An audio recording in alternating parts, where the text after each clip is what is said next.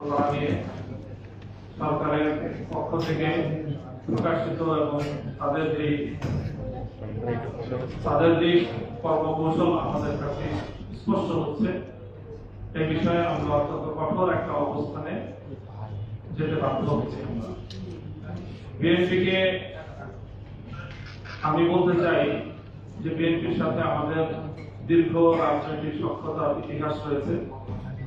আমরা দীর্ঘ সময় বাংলাদেশে আধিপত্যবাদ বিরোধী লড়াইয়ে বিএনপির সাথে কাঁধে কাঁধ মিলিয়ে আমরা লড়াই করেছি, সংগ্রাম করেছি, ফ্যাসিবাদ বিরোধী আন্দোলন করেছি, সংগ্রাম করেছি। অতীতে আমরা একসাথে জোট করেছি, একসাথে সরকার গঠন করেছি। আমাদের অনেক ইতিহাস রয়েছে। বিগত নির্বাচনেও এই ত্রয়োদশ সংসদ নির্বাচনকে কেন্দ্র করেও আমাদের দল বাংলাদেশ খেলাফত মজলিস বিএনপির সাথে আমরা সমন্বয় করে একসাথে নির্বাচন করানোর চিন্তায় ছিলাম। একটা দীর্ঘ সময় পর্যন্ত আমরা বিএনপির সাথে জোটবদ্ধ হওয়ার চিন্তাটা পজিটিভ ভাবে দেখছিলাম, কিন্তু কেন আমরা সেখান থেকে সম্পূর্ণ বিরোধী একটি অবস্থানে গেলাম সেটা জাতির কাছে আমরা আগেও পরিষ্কার করেছি, আবার আজকে বলছি। যখনই আমরা দেখেছি যে বিএনপি এই জুলাই সনদকে কার্যকর করার ক্ষেত্রে, তার চেয়েও বড় করে বলতে গেলে জুলাই বিপ্লবের স্বীকৃতি প্রদান করার ক্ষেত্রে বিএনপির গড়িমসি, আমাদের কাছে মনে হয়েছে যে এত মানুষের রক্ত, দেড় সহস্রাধিক তাজা প্রাণের শাহাদাতের বিনিময়ে অর্জিত এই বিপ্লব, ৩০ সহস্রাধিক বাংলার নামাল সন্তানদের, যোদ্ধাহতদের তাদের যে করুণ অবস্থা, তাদের যে পঙ্গুত্ব, তাদের যে অসহায়ত্ব, এখনো পর্যন্ত তারা হাসপাতালের বিছানায় ছটফট করছে। চিরতরে দৃষ্টিশক্তি হারিয়ে অন্ধত্ব বরণ করেছে অসংখ্য মানুষ। ভয়াবহ ইনজুরি নিয়ে তারা বিপ্লবের সাক্ষী হয়ে বাংলাদেশের প্রত্যন্ত অঞ্চলে ছড়িয়ে ছিটিয়ে আছে। এই রক্তের সাথে গাদ্দারি করে আমরা নিজেদের স্বার্থের রাজনীতি করতে পারি না। এই জায়গাটা থেকেই আমাদেরকে বিএনপির সঙ্গ ত্যাগ করতে হয়েছে। কাজে আমরা আশঙ্কা করেছিলাম নির্বাচনের আগেই বিএনপি প্রথমে গণভোটে সম্মত ছিল না।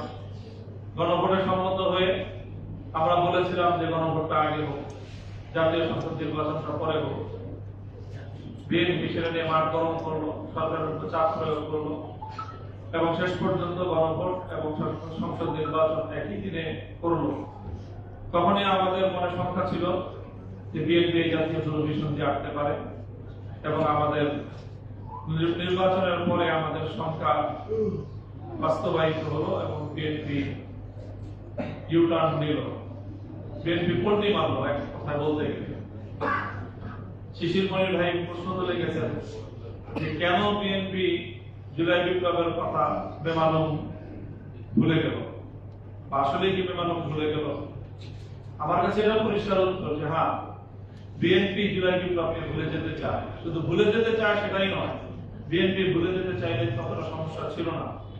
বিএনপি জুলাই বিপ্লব এবং গণ অভ্যুত্থানের কথা জাতিকে ভুলিয়ে দিতে চায়। কেন ভুলিয়ে দিতে চায়? কারণ এই জুলাই বিপ্লবের সফলতার অপর পৃষ্ঠে একই সাথে অঙ্গাঙ্গী ভাবে জড়িয়ে আছে বিএনপির নেতৃত্বের ব্যর্থতার এক করুণ ইতিহাস। বিএনপির রাজপথে 15 বছর তাদের রাজপথের নেতা কর্মীরা যেভাবে গুম খুনের শিকার হয়েছে, হত্যাকাণ্ডের শিকার হয়েছে, বিএনপির নেতা কর্মীদের যেই পরিমাণ রক্ত বাংলার মাটিতে ঝরেছে, অথচ বিএনপির নেতৃত্বের আমি বলবো তাদের কাপুরুষতা, ক্ষেত্র বিশেষে অসততার কারণে, পর্দার অন্তরালে আপোষকামিতার কারণে বিএনপির মাঠ পর্যায়ে বিশাল তাদের যে ত্যাগ এবং কুরবানি, এটা ব্যর্থ হয়েছে। যেই জনতা নিয়ে 2024-এর জুলাই মাসে বিপ্লব হলো, অভ্যুত্থান হলো, 5ই আগস্ট ফ্যাসিবাদ পালিয়ে যেতে বাধ্য হলো, এদেশের মাটি এবং এদেশের মানুষ সেই বিপ্লবের জন্য তো প্রস্তুত ছিল 2023 সালেও।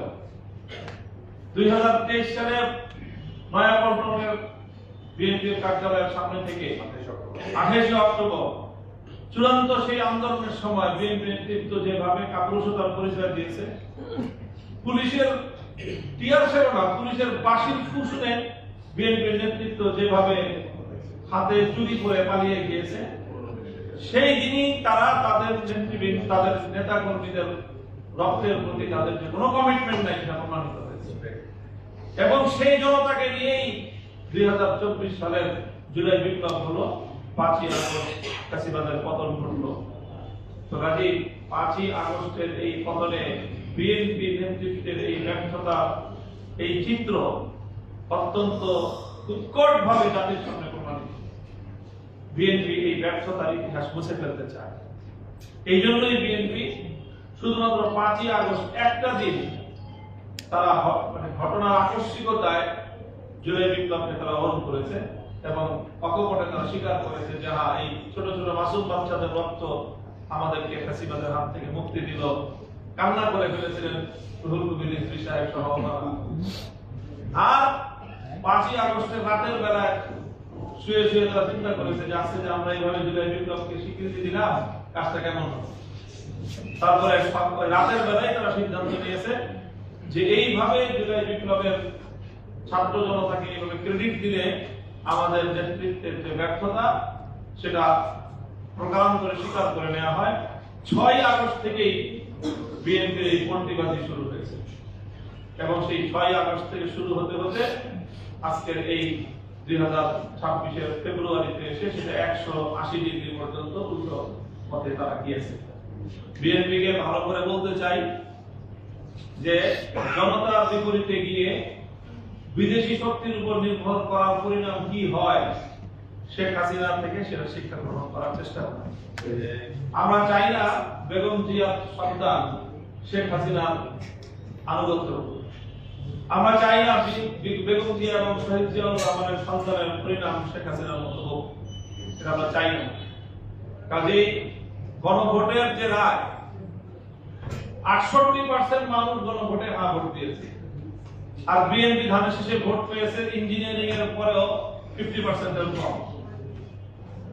আপনারা 50% এর কম জনগণের ম্যান্ডেট নিয়ে 68% জনগণের ম্যান্ডেটের বিরুদ্ধে লড়তে চান, এতটুকু রাজনৈতিক বোধ তো থাকা উচিত। যদি এটা নিয়ে বেশি বাড়াবাড়ি করেন তো দেখবেন এই দেশের মানুষ আবার সেই পিয়ার পদ্ধতির দিকে নতুন আন্দোলন শুরু করবে। 68% মানুষের জনগণের রায়কে আপনার বিদ্যাঙ্গুলি প্রদর্শন করার দুঃসাহস দেখাচ্ছেন লেস দেন 50% জনগণের ভোট নিয়ে। আপনার 50% মানুষের ভোটও পান নাই, আপনারা 209টা আসনের গরম দেখান, 2/3 মেজরিটি আপনারা এখানে গরম দেখাচ্ছেন। কাজেই আমরা শহীদ প্রেসিডেন্ট জিয়াউর রহমান, বেগম খালেদা জিয়া আমরণ আপসহীন নেতৃত্ব, তাদের যে দলীয় অবস্থান, তাদের যে দলীয় আদর্শ, সেটাকেই আজকের এই বিএনপিকে অনুসরণ করা আহ্বান জানাবো। এবং আমাদের শেষ কথা হলো এটাই যে গণভোটের রায় কোন ধরনের চুলচেরা ছাড়াই, এটাকে কোন ধরনের কাটাছেড়া ছাড়া এটাকে অক্ষরে অক্ষরে বাস্তবায়ন করুন। দেশের আমরা বিরোধী পক্ষে যা বলেছি, রাষ্ট্র পরিচালনায় আপনাদেরকে সর্বতভাবে সহযোগিতা করব। আর যদি আপনারা টাল বাহানা করেন, আবারও সেই কথাই বলছি, বাঙালিকে হাইকোর্ট দেখাতে গেলে জনগণ কিন্তু আপনাদেরকে রাজপথ দেখিয়ে ছাড়বে ইনশাআল্লাহ। আগামী 24শে এপ্রিল বাংলাদেশ খেলাফত মজলিস এই ইস্যুকে নিয়ে রাজপথে নামছে। ইতিমধ্যে আমাদের পক্ষ থেকে গণসমাবেশের ঘোষণা দেওয়া হয়েছে এবং আমরা বিএনপির প্রতিটি এই জাতীয় স্বৈরাচারী স্বৈরতান্ত্রিক পদক্ষেপের গণমতের বিরুদ্ধে বিএনপির প্রতিটি অবস্থানকে আমরা রাজপথে চ্যালেঞ্জ করবো ইনশাআল্লাহ। আমি আপনাদের সকলকে আন্তরিক অভিনন্দন জানিয়ে আপনারা যারা আজকে আমাদের এই কর্মসূচিতে অংশগ্রহণ করেছেন সকলকে আন্তরিক কৃতজ্ঞতা জ্ঞাপন করে বক্তব্য শেষ করছি। আলহামদুলিল্লাহ।